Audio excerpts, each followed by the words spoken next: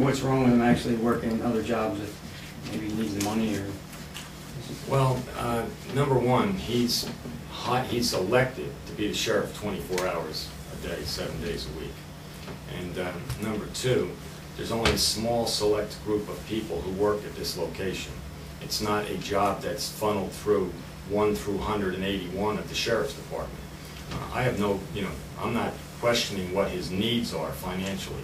I'm questioning his professionalism and actually the degradation of the office of sheriff, in the sense that he's doing this.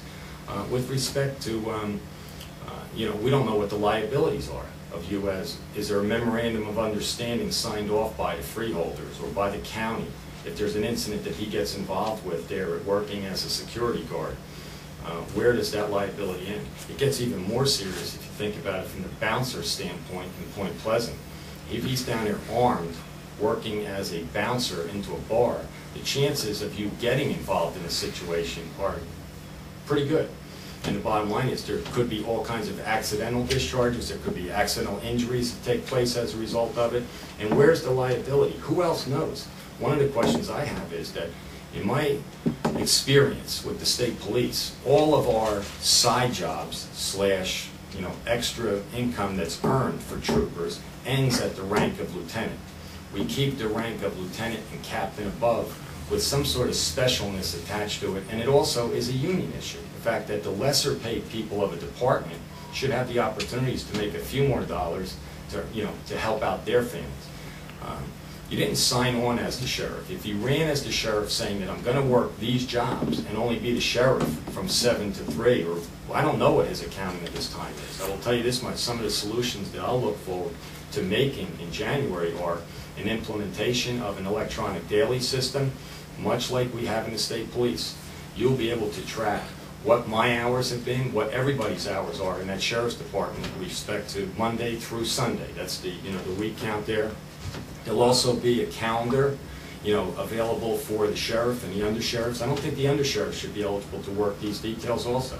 If you think about it in the other sense, what's the scheduling process? In the state police, we have people who we build in that do the scheduling of side jobs and overtimes that come in, and they're paid through the state. You get a check on your off week of the state police. It's not a paid check from a separate entity.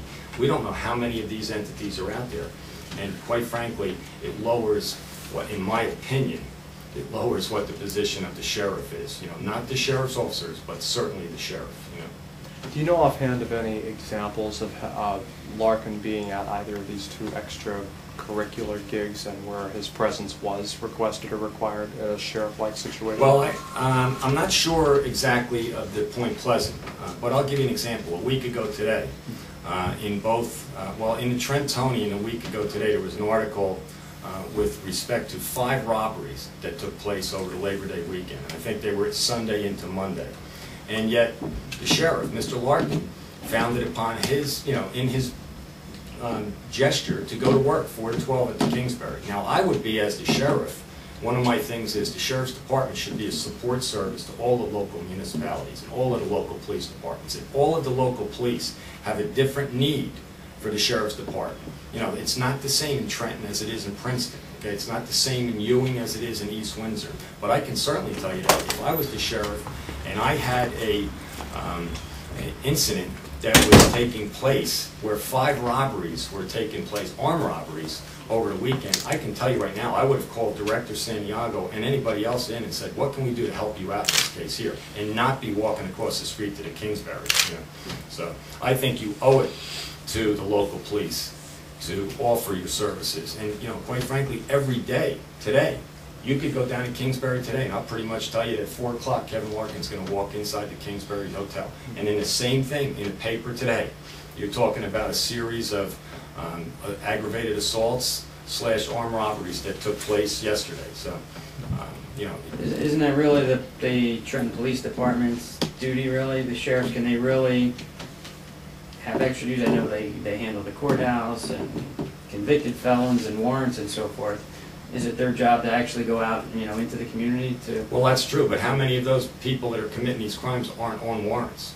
Okay, so the bottom line is that if the sheriff, quite frankly, he's on the 2 days a week that we know, he's walking out the door before the courthouse is closed.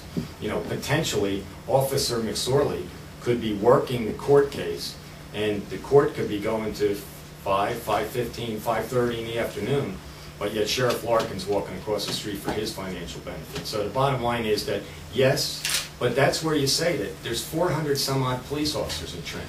That's an overwhelming position to be in. There's not a lot of people. You'd like to have 150 or 200 more police officers, but you don't have that available, the funds to pay for them. So why can't you supplement that with your investigators, your warrant servers, your process servers? Or why don't you take some of the people that are sitting up at the airport, the 7 or 8 sheriff's officers that go up there, there's more people assigned at the airport than there are planes coming into the county. Okay? So the bottom line is that it's a mismanagement of resources as far as the department is